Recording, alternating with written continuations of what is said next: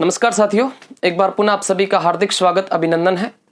तो अपन राजस्थान के मेले एवं त्योहार नामक टॉपिक पढ़ रहे थे राजस्थान कला एवं संस्कृति के अंदर, और उसकी कल बेसिक बातें जो है मैंने आपको बता दी थी। अगर आपने पीछे वाली क्लास को नहीं देखा है तो पहले आप उसको देखिए। उसके बाद में आज अपन सबसे पहले महीने के त्योहारों की बात करते हैं। हिंदू त्योहारों के अनुसार जो पहला महीना आता है और हिंदू कैलेंडर के अनुसार साथियों पहला जो महीना आता है उसका नाम होगा चैत्र।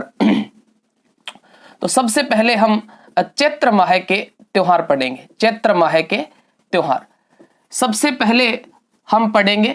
चैत्र माह के त्योहार देखिएगा, मैंने आपको बताया था कि किसी भी महीने का अगर अपन त्योहारों को पढ़े तो सबसे पहले हमें उसको दो पार्टों में बांटकर पढ़ना होगा।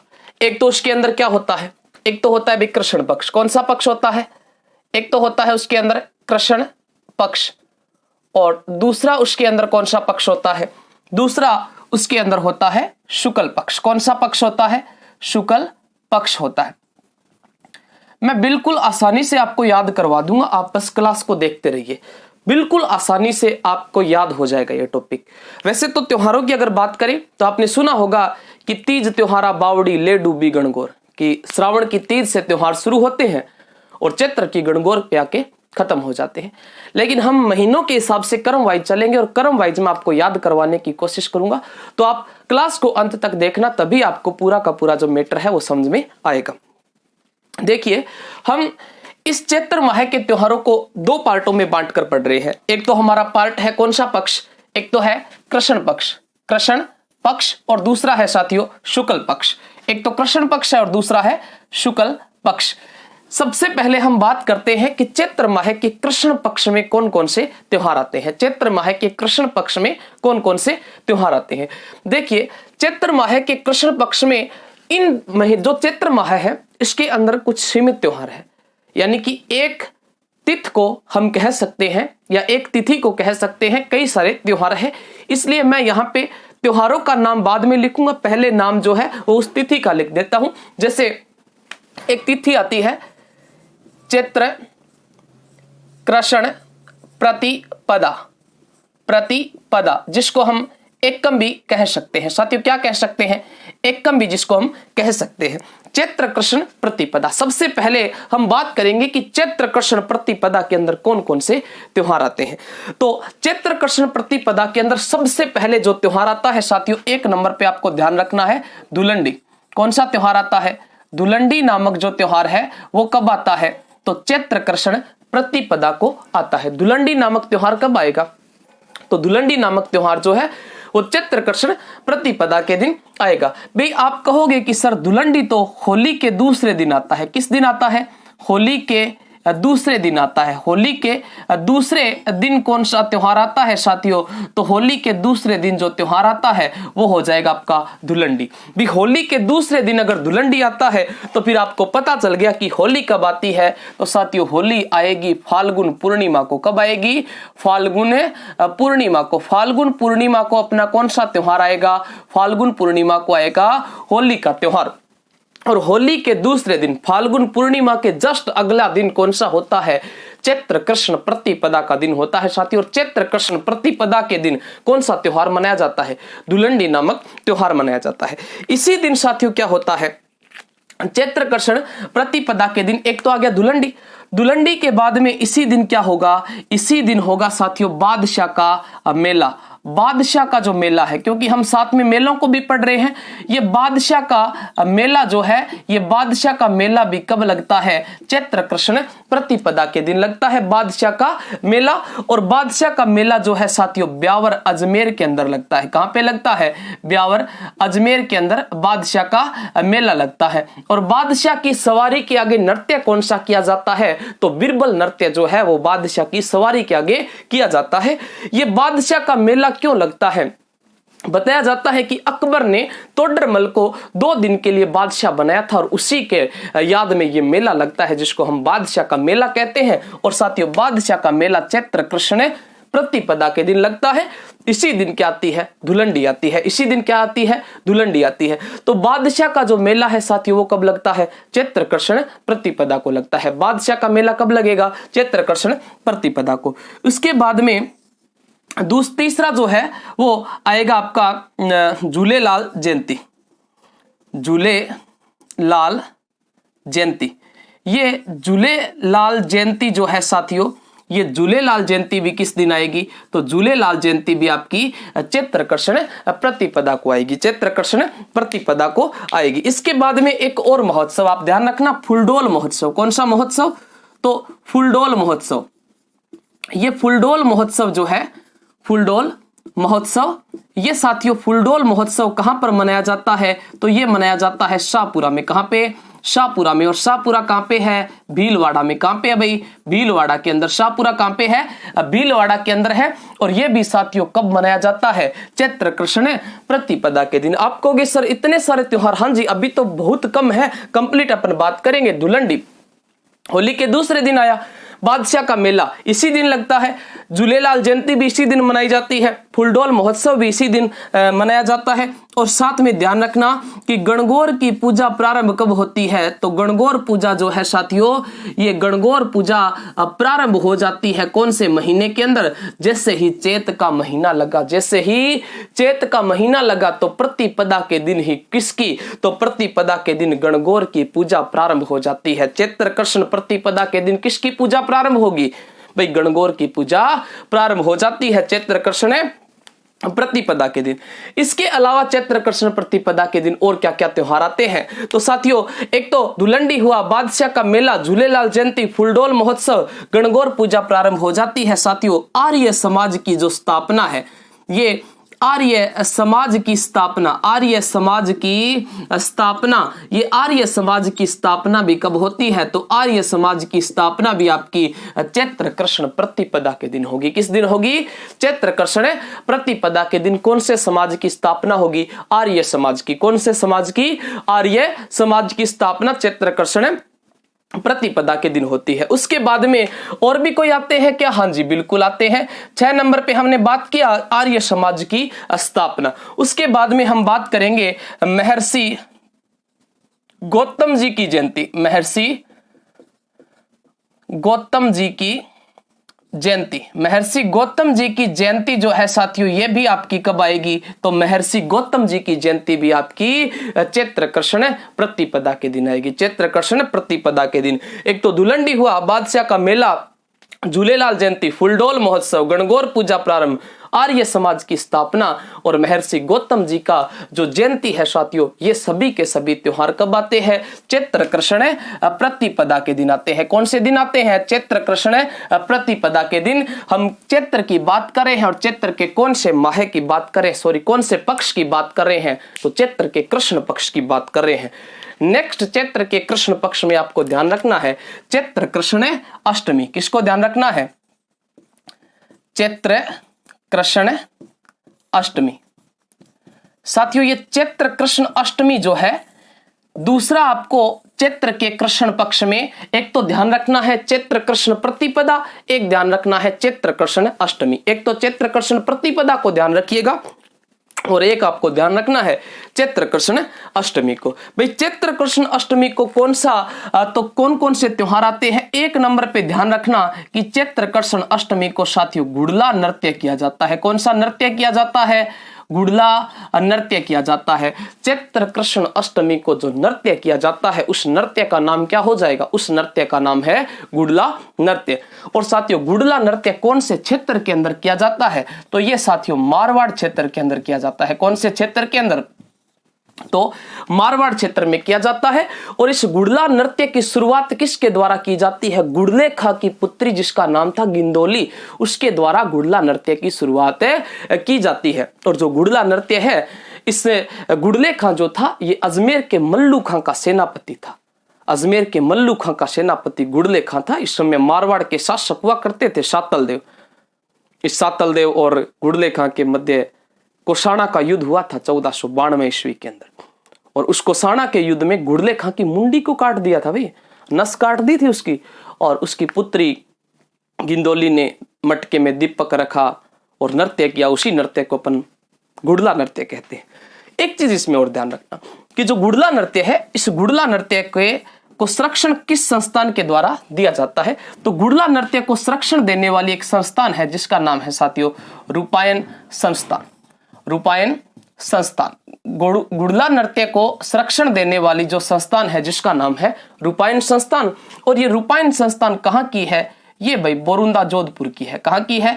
बोरुंदा जोधपुर की, बोरुंदा जोधपुर की। और इसके अध्यक्ष का नाम भी आप ध्यान रख सकते हो, कमल कोठारी। कौन है जी? कमल कोठारी, ये इसके अध्यक्ष है। यानी कि जो गुड़ला नृत्य है ये मारवाड़ क्षेत्र में किया जाता है, परंतु हमें ध्यान क्या रखना है कि गुड़ला नृत्य जो है वो किस दिन किया जाता है। तो हम चैत्र के महीने के त्योहार पढ़ रहे हैं, और कौन से पक्ष के पढ़ रहे हैं? कृष्ण पक्ष के पढ़ रहे हैं। और हमारी चैत्र की कौन सी अष्टमी चल रही है? तो चैत्र की कृष्ण अष्टमी चल रही है। और चैत्र कृष्ण अष्टमी को कौन सा नृत्य किया जाता है? तो गुड़ला नृत्य हो जाएगा। कौन सा नृत्य हो जाएगा? गुड़ला नृत्य हो जाएगा। भाई गुड़ला नृत्य हुआ चैत्र कृष्ण अष्टमी को, और चैत्र कृष्ण अष्टमी को ही हमारी माता शीतला माता, कौन सी माता? शीतला माता। ये शीतला अष्टमी भी साथियों किस दिन आती है? तो शीतला अष्टमी भी चैत्र कृष्ण अष्टमी को आती है। किस दिन आएगी? चैत्र कृष्ण अष्टमी के दिन आएगी। शीतला माता जिसका मंदिर सील की डूंगरी चाक्षु जयपुर के अंदर है। इस माता को हम महामाई, बच्चों की सुरक्षिका कहते हैं। इसको चेचक वाली देवी भी कहते हैं। कौन सी? चेचक वाली देवी कहते हैं। कौन सी माता को कहते हैं साथियों? शीतला माता को कौन सी देवी कहते हैं? चेचक वाली देवी कहते हैं। इसको माता मावड़ी भी कहा जाता है। मावड़ी दिरानी का नाम तो सुना होगा। हाँ जी, इसी को माता मावड़ी कहा जाता है। एक सेड्डल माता, सेड्डल माता भी इसी माता को कहा जाता है। इसका मंदिर शील की डूंगरी चाक्षु जयपुर में है। और इसी माता का साथियों कभी मंदिर हुआ करता था। कहां पर? जोधपुर के दुर्ग में, जब राजा विनय सिंह था और विनय सिंह के पुत्र सरदार सिंह को चेचक रोग हो गया था, और सरदार सिंह की मृत्यु भी चेचक रोग की वजह से होती है। जब सरदार सिंह की मृत्यु हुई तो गुस्सा आया विनय सिंह को, बोला ये हमारे दुर्ग के अंदर इस देवी का मंदिर है, शीतला माता का मंदिर है, और ये चेचक वाली देवी है, फिर भी मेरा बेटा चेचक से मर गया, जिसके कारण माता की मूर्ति को पहाड़ों में फेंकवा दिया था। तभी माता की मूर्ति खंडित हो जाती है। तब से शीतला माता की खंडित प्रतिमा की पूजा की जाती है। और शीतला माता के नाराज होने पर साथियों कौन सा रोग हो जाता है? चेचक रोग हो जाता है। और माता नाराज कब होती है? माता तब नाराज होएगी, माता को जब पता चलेगा ना कि भाई हाँ गुरुजी ने वीडियो बनाया था और उस वीडियो को देखा नहीं, बच्चों ने पढ़ा नहीं है, तब माता क्या हो जाएगी? नाराज हो जाएगी। और माता के नाराज होने पर कौन सा रोग हो जाता है? चेचक रोग हो जाता है। और इस चेचक वाली देवी शीतला माता का जो मंदिर है साथियों, ये शील की डूंगरी चाक्षु जयपुर में, और ये शीतला माता का मेला चैत्र कृष्ण अष्टमी को लगेगा। भाई बात समझ में आ रही है तो वीडियो को लाइक कर देना भाई, इतना तो फर्ज बनता ही है। 3 नंबर पे देखिए चैत्र कृष्ण अष्टमी को नेक्स्ट कौन सा त्योहार आता है? आपने नाम सुना होगा ऋषभ देव जयंती। ऋषभ देव, ये ऋषभ देव की जो जयंती है साथियों, ये ऋषभ देव की जयंती भी कब आती है? तो ये भी आपकी चैत्र कृष्ण अष्टमी को आएगी। कौन सी जयंती? ऋषभ देव जयंती। ऋषभ देव जयंती चैत्र कृष्ण अष्टमी को आती है। और ऋषभ देव जी का जो मंदिर है साथियों, ये दुलेव के अंदर है। कहां पे है? दुलेव में है। और साथियों दुलेव कहां पे है? उदयपुर में है। कहां पे है? उदयपुर में है। और उदयपुर शहर की स्थापना 1559 में हुई थी, उदय सिंह ने की थी। और यही दुलेव उदयपुर के अंदर किसका मंदिर है? ऋषभ देव का मंदिर है, जिस मंदिर के अंदर क्या चढ़ाई जाती है? केसर चढ़ाई जाती है। क्या चढ़ाई जाती है? केसर चढ़ाई जाती है। कौन से मंदिर के अंदर? ऋषभ देव जी के मंदिर में। और बताया जाता है कि एक केसर तो इनके मंदिर में चढ़ाई जाती है। और ऐसा कौन सा लोक देवता है जिनके मंदिर में अफीम चढ़ाई जाती है? तो भाई अफीम चढ़ाई जाने वाला जो देवता है जिसका नाम है कल्लाजी राठौड़, जिसको हम 4 हाथों का लोक देवता भी कहते हैं। परंतु आपको ऋषभ देव जयंती को ध्यान रखना है। और ऋषभ देव जयंती चैत्र कृष्ण अष्टमी को आती है। इनका मंदिर दुलेव उदयपुर में है। और इनको क्या चढ़ाई जाती है? केसर चढ़ाई जाती है। और गर्भवती महिलाओं को लगता है कि केसर खाने से बच्चा क्या होगा, गोरा हो जाएगा भाई। अब गोरा होगा या नहीं होगा, अगर वेस्ट इंडीज वालों जैसा बाप है तो फिर तो बच्चा होगा, वैसा ही होगा। परंतु ये केसर खाने से ऐसे गर्भवती महिलाओं के द्वारा कहा जाता है कि बच्चा क्या होगा, गोरा होगा। लेकिन हमें गोरे काले से कोई मतलब नहीं है, हमें तो किससे मतलब है, ऋषभदेव जयंती से मतलब है साथियों। ऋषभदेव जयंती कब आती है, चैत्र कृष्ण अष्टमी को आती है।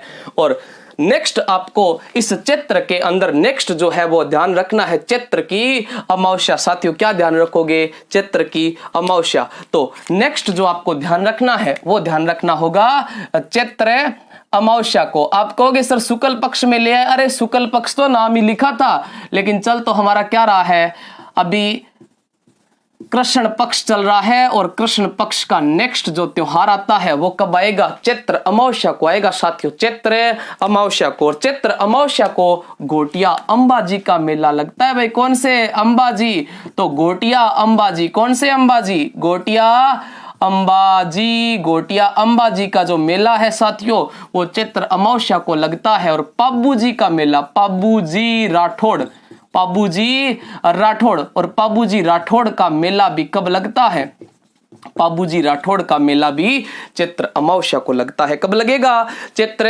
अमावस्या को लगेगा भाई। कब लगेगा, चैत्र अमावस्या को। की अमावस्या को एक तो घोटिया अंबाजी का मेला और एक लगता है पाबूजी राठौड़ का मेला। पाबूजी राठौड़ जो राव यहाँ के वंशज थे और राव धांधल के पुत्र थे, राव धांधल के पुत्र थे। राव दुहड़ का भाई हुआ करता था मारवाड़ का राजा जिसका नाम था धांधल।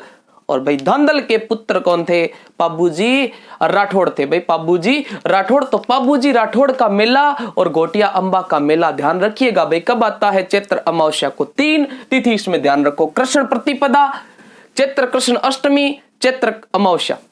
चैत्र कृष्ण प्रतिपदा में दुलंडी, होली के दूसरे दिन। अगर होली के दूसरे दिन आएगी तो होली आएगी फाल्गुन पूर्णिमा को। उसके बाद में बादशाह का मेला। बादशाह का मेला लगता कहां पे है, ब्यावर अजमेर में। झूलेलाल जयंती, उसके बाद में फुलडोल महोत्सव। फुलडोल महोत्सव कहां पे लगता है, शाहपुरा भीलवाड़ा में लगता है। गणगौर पूजा कब प्रारंभ होती है, चैत्र कृष्ण प्रतिपदा को प्रारंभ होती है।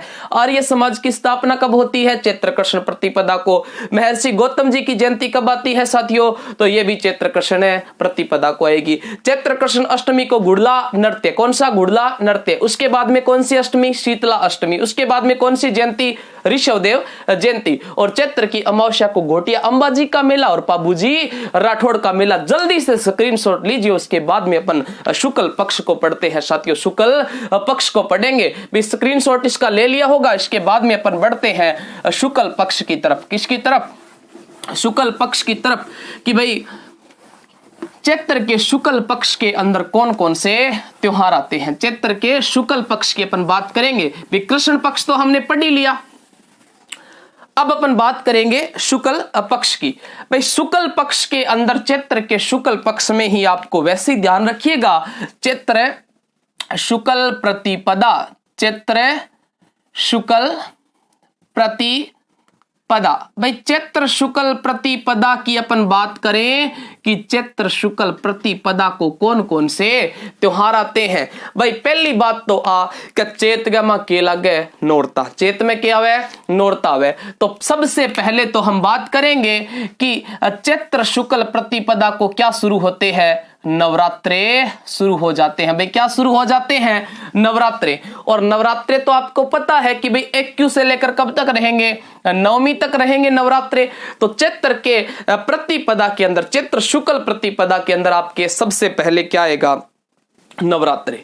उसके बाद में चैत्र शुक्ल प्रतिपदा के दिन ही क्या होता है, हिंदू नव वर्ष की शुरुआत होती है। हिंदू नव वर्ष की शुरुआत, हिंदू नव वर्ष की शुरुआत जो है साथियों वो कब होती है, तो हिंदू नव वर्ष की शुरुआत जो है ये भी चैत्र शुक्ल प्रतिपदा को होगी। चैत्र शुक्ल प्रतिपदा को हिंदू नव वर्ष की शुरुआत होती है। और साथ में विक्रमी और शक संवत की शुरुआत कब होगी भाई, तो विक्रमी और शक संवत, विक्रमी और शक संवत की शुरुआत जो है साथियों ये भी कब होती है, तो ये भी आपकी चैत्र शुक्ल प्रतिपदा को होगी, क्योंकि जब से नया वर्ष शुरू होगा उसी दिन विक्रमी और शक संवत शुरू होगी, क्योंकि कैलेंडर तो कौन सा है, विक्रमी संवत वाला। कौन सा है, विक्रमी संवत वाला। तो नवरात्रि आए, हिंदू नववर्ष की शुरुआत, विक्रमी और शक संवत की शुरुआत। और साथ में इसमें बड़ी बात आप ध्यान रखना कि युधिष्ठिर का जन्म भी किस दिन होता है साथियों। युधिष्ठिर का जन्म जो पांडवों में सबसे बड़ा था उसका जन्म चैत्र शुक्ल प्रतिपदा को होता है। चैत्र शुक्ल प्रतिपदा को किसका जन्म होता है भाई, तो चैत्र शुक्ल प्रतिपदा को युधिष्ठिर का जन्म होता है। उसके बाद में चैत्र शुक्ल प्रतिपदा के बाद में आपको ध्यान रखना है चैत्र शुक्ल द्वितीया। भाई चैत्र शुक्ल द्वितीया, और चैत्र शुक्ल द्वितीया के अंदर कौन सा त्योहार आएगा, तो चैत्र शुक्ल द्वितीया की अगर अपन बात करें साथियों तो चैत्र शुक्ल द्वितीया के दिन आता है भाई सिंजारा। क्या आता है, सिंजारा। सिंजारा का मतलब होता है सुंधारो के सुंधारो। और सुंधारो भाई थे कैसे गुरु जी, 2 बार ही आवे, बिल्कुल 2 बार ही आवे, श्रावण में भी आवे। हाँ जी, श्रावण पक्ष के अंदर भी क्या आएगा, सिंजारा आएगा। और इस चैत्र पक्ष के, चैत्र के शुक्ल पक्ष के अंदर भी क्या आएगा, सिंजारा आएगा। सिंजारा 2 बार आता है, क्या वर्ष में 2 बार आता है भाई। एक ही छोरी को के ना, ऐसा कोई जरूरी नहीं है कि भाई बी छोरी को सुंधारो आवे, ऐसा नहीं है। लड़की के ससुराल वाले जो है वो लड़की के लिए पहली बार कुछ भेजते हैं, उसी को सुंधारा बोलते हैं। और सुंधारे का नियम तो यही कहता है कि कब आना चाहिए, चैत्र शुक्ल द्वितीया के दिन आना चाहिए। कब आना चाहिए, चैत्र शुक्ल द्वितीया के दिन क्या आता है, सिंजारा आता है। चैत्र शुक्ल प्रतिपदा को तो नवरात्रे शुरू हुए, हिंदू नववर्ष की शुरुआत हुई, विक्रमी और शक संवत की शुरुआत हुई, युधिष्ठिर का जन्म हुआ। द्वितीया के दिन क्या आ गया, सिंजारा आ गया। भाई क्या आ गया, सिंजारा आ गया। सिंजारा आ गया मतलब कि लड़की को देखने वाले लड़की का रिश्ता तय हो गया, और लड़की का रिश्ता तय हो गया है तो उसके लिए क्या भेज दिया, सिंजारा भेज दिया। भाई सिंजारे में पता नहीं क्या भेजा है क्या नहीं भेजा है, मुझे तो लगता है नंबर भेजे होंगे। उसके बाद में नेक्स्ट जो है चैत्र शुक्ल द्वितीया के बाद में नेक्स्ट जो है वो आपको ध्यान रखना है सबसे बड़ा त्योहार चैत्र शुक्ल तृतीया। चैत्र शुक्ल तृतीया। और साथियों चैत्र शुक्ल तृतीया के दिन क्या आती है, गणगौर। क्या है, गणगौर। चैत्र शुक्ल तृतीया के दिन क्या आती है भाई, गणगौर आती है। और गणगौर जो है, गण यानी कि शिव और गौर माने पार्वती। गण माने शिव और गौर माने पार्वती। गणगौर आता है भाई चैत्र शुक्ल तृतीया को, जो क्या है, सर्वाधिक गीतों वाला त्योहार। सर्वाधिक गीतों वाला त्योहार कौन सा है, तो सर्वाधिक गीतों वाला जो त्योहार है साथियों ये हो जाएगा गणगौर। कौन सा हो जाएगा, गणगौर। भाई मुझे लगता है कि गणगौर वाले दिन बड़े गीत गाए जाते हैं, तो गणगौर वाले दिन सर्वाधिक गीत गाए जाते हैं। तो आप ध्यान रखिएगा कि बिना ईश्वर की गौर कहाँ की प्रसिद्ध है, बिना ईश्वर की गौर कहाँ की प्रसिद्ध है, कि जिस गौर की शादी होती है वो कौन होता है, ईश्वर होता है। और बाद में गौर को तो कुएं में धकेल दिया जाता है, ईश्वर को वापस घर लेके आते हैं। और ये बिना ईश्वर की गौर बोला, गौर को तो आप कुएं के अंदर धकेल देते हो, ईश्वर को घर लेके आते हो। तो बीकानेर के शासकों ने ईश्वर को उठा लिया जैसलमेर से। कहां से, जैसलमेर से। तो बिना ईश्वर की साथियों गौर कहां की प्रसिद्ध है, तो बिना ईश्वर की गौर जो है ये जैसलमेर की हो जाएगी। कहां की हो जाएगी, जैसलमेर। जैसलमेर। और जैसलमेर क्या खूबसूरत दुर्ग है जैसलमेर के अंदर, कभी देखना जैसलमेर वाले दुर्ग को। लेकिन यहां पर जो है, यहां से जैसलमेर से जो है वो ईश्वर को उठा लिया था बीकानेर के शासकों ने, और ये बिना ईश्वर की जो गणगौर है वो प्रसिद्ध हो जाएगी कहां की, जैसलमेर की। उसके बाद में आप ध्यान रखिएगा कि बिना स्तर की गौर जैसलमेर की प्रसिद्ध है तो गुलाबी गणगौर कटेगी प्रसिद्ध है। तो गुरु जी गुलाबी गणगौर गौर बता दो। गुलाबी गणगौर जी की यानी ये गुलाबी गणगौर होगी भाई नाथ द्वारा राजसमंद। नाथ द्वारा राजसमंद, नाथ द्वारा राजसमंद जो है यहाँ की कौन सी गणगौर प्रसिद्ध है? गुलाबी गणगौर। भाई कौन सी गणगौर है? गुलाबी गणगौर कहाँ की प्रसिद्ध है? नाथ द्वारा राजसमंद की प्रसिद्ध है। और नाथ द्वारा राजसमंद के अंदर आपको पता है केले की झांकियां निकाली जाती है, अन्नकूट महोत्सव प्रसिद्ध है, डांग नृत्य प्रसिद्ध है। और डांग यानी लठ मारनो जी को नृत्य यानी वो घटाओ प्रसिद्ध है, नाथ द्वारा राजसमंद का प्रसिद्ध है। गुलाबी गणगौर यहाँ की नाथ द्वारा की प्रसिद्ध है। तो फिर गणगौर बनाने की कला कहाँ की प्रसिद्ध है? तो गणगौर बनाने की जो कला है साथियों ये हो जाएगी बस्सी चित्तौड़ की प्रसिद्ध। कहाँ की प्रसिद्ध हो जाएगी? बस्सी चित्तौड़ की प्रसिद्ध है गणगौर बनाने की कला। और गणगौर वाले दिन ही साथियों हिंडौन सिटी करौली, कौन सी सिटी? हिंडौन सिटी। कौन सी? हिंडौन सिटी। और हिंडौन सिटी किसको कहते हैं? करौली को कहते हैं। और हिंडौन सिटी करौली में महावीर जी का मेला लगता है। किसका? महावीर जी का मेला लगता है। और साथियों महावीर जी का मेला हिंडौन सिटी करौली में कब लगेगा? तो ये लगेगा आपका चैत्र शुक्ल तृतीया के दिन यानी कि गणगौर वाले दिन। कौन से दिन लगेगा? गणगौर वाले दिन। भाई एक तो मैंने बताया चैत्र शुक्ल प्रतिपदा को, एक चैत्र शुक्ल द्वितीया को बताया, एक बताया चैत्र शुक्ल तृतीया को।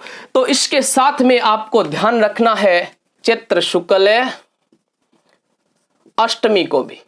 चैत्र शुक्ल अष्टमी। भाई अब अष्टमी और ही रहेगी कि एक बार तो अष्टमी को कृष्ण पक्ष में भी पढ़ा था लेकिन आपको शुक्ल पक्ष में भी पढ़ना पड़ेगा, क्योंकि एक एक जो त्योहार है मेले है विस्तार से आपको करवाएंगे तो भाई सब कुछ पढ़ना पड़ेगा। तो चैत्र शुक्ल अष्टमी की अगर अपन बात करें साथियों तो इस दिन एक तो आती है क्या? अशोका अष्टमी। कहने का मतलब है कि इस दिन अशोक के वृक्ष की पूजा की जाती है। कौन से वृक्ष की पूजा? अशोक के वृक्ष की पूजा चैत्र शुक्ल अष्टमी को की जाती है साथियों। और इसी के साथ में केला देवी का मेला। कौन सी देवी?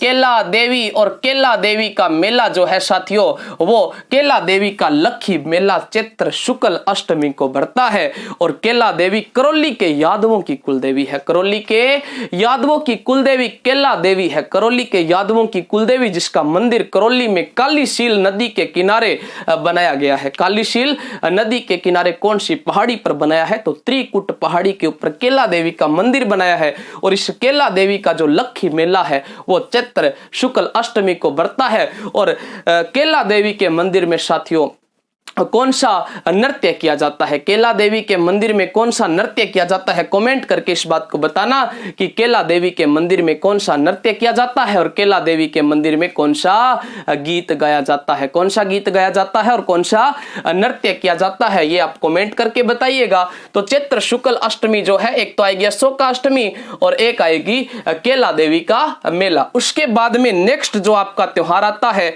वो आएगा भाई चैत्र शुक्ल नवमी। चैत्र शुक्ल नवमी।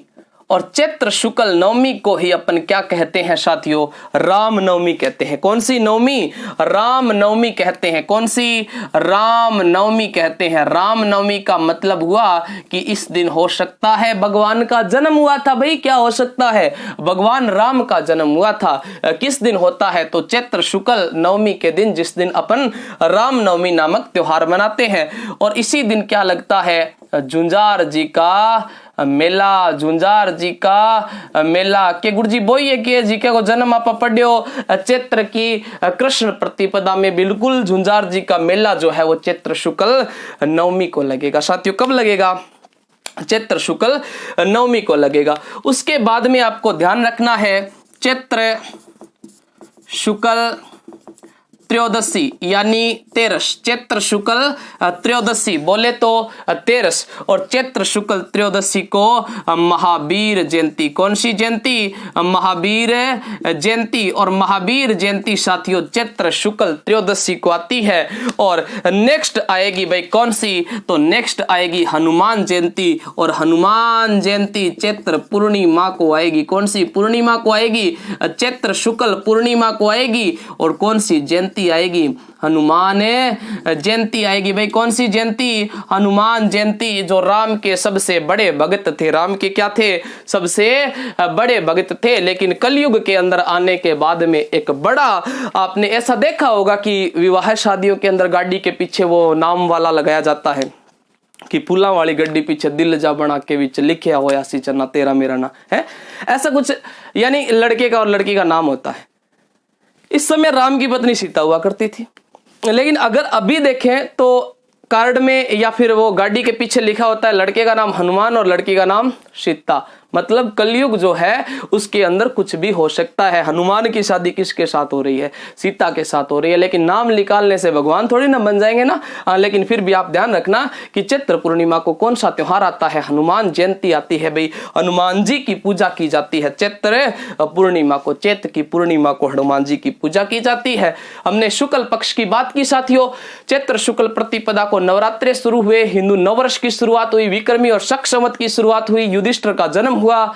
चैत्र शुक्ल द्वितीया को सिंजारा आया, तृतीया को गणगौर आई। सर्वाधिक गीतों वाला त्योहार है। बिना ईश्वर की गौर जैसलमेर की प्रसिद्ध है। गुलाबी गणगौर नाथ द्वारा की प्रसिद्ध है। गणगौर बनाने की कला बस्सी चित्तौड़ की प्रसिद्ध है। इसी दिन हिंडौन सिटी क्रोली में किसका मेला लगता है? तो महावीर जी का मेला लगता है। भाई चैत्र शुक्ल अष्टमी के अंदर अशोका अष्टमी और कैला देवी का मेला। चैत्र शुक्ल नवमी को राम नवमी और झुंझार जी का मेला। चैत्र शुक्ल त्रयोदशी को महावीर जयंती और चैत्र पूर्णिमा को आएगी हनुमान जयंती। जल्दी से स्क्रीनशॉट लीजिए, उसके बाद में आगे बढ़ते। हाँ जी, इसका स्क्रीनशॉट ले लिया होगा। उसके बाद में अपन नेक्स्ट आगे बढ़ते हैं और आगे अपन चैत्र के बाद में नेक्स्ट अपना महीना जो होगा वो होगा साथियों बैसाख। अभी अपन जिस महीने के बारे में पढ़ेंगे वो महीना होगा साथियों बैसाख का महीना। बैसाख माह के त्योहार। बैसाख माह के त्योहार। और साथियों बैसाख माह के त्योहारों को भी अपन उसी प्रकार से दो पार्टों में डिवाइड करेंगे। एक तो अपना हो जाएगा कृष्ण पक्ष और दूसरा जो अपना पार्ट है वो हो जाएगा शुक्ल पक्ष। कौन सा पक्ष हो जाएगा? शुक्ल पक्ष। शुक्ल पक्ष एक कृष्ण पक्ष है और दूसरा हो जाएगा शुक्ल पक्ष। देखिए कृष्ण पक्ष की अपन बात करें तो बैसाख माह के अंदर कृष्ण पक्ष में आपको ध्यान रखना है एक त्योहार जिसका नाम आता है धींगा गणगौर। कौन सा? धींगा गणगौर। और साथियों ये धींगा गणगौर यानी गणगौर तो कब आती है? तृतीया को आती है, तीज को आती है। तो भाई ये भी कब आएगी? तीज को आएगी। कौन सी गणगौर है? धींगा गणगौर। ये राणा अमर सिंह के समय शुरू हुई थी। किसके समय में? राणा अमर सिंह के समय में शुरू होती है। राणा अमर सिंह के समय में शुरू होती है। तो धींगा गणगौर जो है साथियों ये किसके समय में शुरू होती है? तो इस चीज को थोड़ा सा ध्यान रखना। और ये होती है राणा अमर सिंह के समय में शुरू। इस शुक्ल पक्ष की अपन बात करते हैं। इसमें ज्यादा कुछ नहीं है, बस एक ही ध्यान रखना और वो किस है? धींगा गणगौर। शुक्ल पक्ष के अंदर आपको ध्यान रखना है आखा तीज। आखा तीज। और भाई आखा तीज खिचड़ी वाली जी की तीज है नहीं, तृतीया नाम है। शुक्ल पक्ष की तृतीया को, बैसाख शुक्ल तृतीया को आएगी भी आखा तीज। आखा तीज के दिन ध्यान रखना, इस दिन क्या होते हैं? अबुझ सावे होते हैं। क्या होते हैं? अबुझ सावे। सर्वाधिक बाल विवाह, सर्वाधिक बाल विवाह, सर्वाधिक बाल विवाह किस दिन होते हैं? आखा तीज वाले दिन होते हैं, यानी कि चैत्र की ये नेक्स्ट जो बैसाख की शुक्ल पक्ष की तृतीया को आती है। बैसाख की शुक्ल पक्ष की तृतीया को कौन सा त्योहार आएगा? तो बैसाख की शुक्ल पक्ष की तृतीया को साथियों आखा तीज आएगा। और आखा तीज वाले दिन अबुझ सावे होते हैं, सर्वाधिक क्या होते हैं? बाल विवाह होते हैं। और इसी दिन साथियों क्या होता है? 7 अन्नों की पूजा की जाती है। क्या की जाती है? 7 अन्नों की पूजा की जाती है। और 7 अन्नों की पूजा भी भाई किस दिन की जाती है? तो 7 अन्नों की पूजा आखा तीज वाले दिन की जाती है। 7 अन्नों की पूजा यानी कहने का मतलब है सतनाज, यानी 7 प्रकार के अनाज जो है उनको इकट्ठा कीजिए और उनकी क्या कीजिए? पूजा कीजिए। तो वो 7 अन्नों की पूजा किस दिन होगी? आखा तीज वाले दिन होगी। साथियों किस दिन हो जाएगी? आखा तीज वाले दिन हो जाएगी 7 अन्नों की पूजा। नेक्स्ट आपको इसी दिन ध्यान रखना है कि आखा तीज वाले दिन क्या होता है? तो आखा तीज वाले दिन द्वापर युग शुरू होता है। कौन सा युग शुरू होता है? द्वापर युग शुरू होता है। और आखा तीज वाले दिन साथियों एक चीज और ध्यान रखिएगा कि बीकानेर शहर की स्थापना होती है। बीकानेर शहर की स्थापना, भाई आप कहोगे कि सर बीकानेर शहर की स्थापना आखा तीज वाले दिन? हाँ जी बिल्कुल, सन 1488 था। परंतु हिंदी कैलेंडर के अनुसार देखें तो आखा तीज वाले दिन जो है वो किसकी? तो आखा तीज वाले दिन बीकानेर शहर की स्थापना होती है। कौन से शहर की? बीकानेर शहर की। तो बैसाख के अंदर कृष्ण पक्ष में हमने धींगा गणगौर को देखा, उसके बाद में शुक्ल पक्ष में आई आखा तीज। अब इसके अंदर आपको ध्यान रखना है कि बैसाख शुक्ल पूर्णिमा। नेक्स्ट आपको अगला जो ध्यान रखना है इसके अंदर त्योहार वो आएगा बैसाख शुक्ल पूर्णिमा, यानी कि बुद्ध पूर्णिमा। और साथियों बुद्ध पूर्णिमा जो है ये आती है आपकी बैसाख की पूर्णिमा को। भाई किस दिन आएगी? बैसाख की पूर्णिमा को आएगी बुद्ध पूर्णिमा। और बुद्ध पूर्णिमा के साथ में ही आप ध्यान रख सकते हो कौन सी पूर्णिमा? पिप्पल पूर्णिमा। कौन सी पूर्णिमा? पिप्पल पूर्णिमा। बुद्ध पूर्णिमा के साथ में ही कौन सी पूर्णिमा का ध्यान रखना है? पिप्पल पूर्णिमा का ध्यान रखना है। कौन सी पूर्णिमा के साथ में? बुद्ध पूर्णिमा के साथ में। और साथियों इसी दिन क्या होता है? इसी दिन मात्र कुंडिया का मेला लगता है। कौन सी कुंडिया का? तो मात्र कुंडिया का मेला लगता है साथियों। और मात्र कुंडिया का मेला जो है ये रासमी चित्तौड़ में लगता है। कहां पे लगता है? रासमी चित्तौड़ में लगता है मात्र कुंडिया का मेला। और मात्र कुंडिया को मेवाड़ का हरिद्वार कहा जाता है। क्या कहा जाता है? मेवाड़ का हरिद्वार कहा जाता है। मेवाड़ का हरिद्वार किसको कहा जाता है साथियों? मात्र कुंडिया को कहा जाता है। रासमी चित्तौड़ में ये मेला लगता है। और इसी दिन साथियों बुद्ध पूर्णिमा के दिन या आपकी बैसाख की जो पूर्णिमा है, इस बैसाख वाली पूर्णिमा के दिन आपको ध्यान रखना है ग्रासियों का कुंभ। किसका कुंभ? ग्रासियों का कुंभ। और ग्रासियों का जो कुंभ है साथियों, ये ग्रासियों का कुंभ कहां पर लगता है? तो ग्रासियों का कुंभ जो है वो अब्बू के अंदर लगता है। और अब्बू साथियों कहां पे है? अब्बू सिरोही में है। कहां पे है?